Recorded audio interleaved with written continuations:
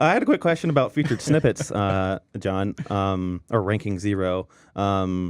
Is there something, if there's a search query out there that doesn't have a featured snippet there at the top, is there something that we can do with our content to trigger that, or is that something that rolls out on your end if there's not a featured snippet there in the SERP? That's all completely algorithmic. Okay. So we see that kind of as a bigger snippet in the search results, kind of like the name says. So Yeah. it's not the case that there's someone at Google like with a list of queries and it's like yes, no, and turning things on and off.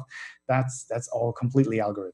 Gotcha. So if you have content that matches these queries and provides an answer for users that makes sense to be shown like that, then I'm pretty sure algorithms will be happy to try to Yep. highlight it like Okay. that. I Oh, just very wasn't cool. sure if it was like just question specific or if there's like I see feature snippets for like top 10 of this, so I just wasn't sure like other Yeah, search queries that don't have a featured snippet so it's just something, if there's not one there, we could just adjust our content maybe and kind of try to trigger that. Mm-hmm.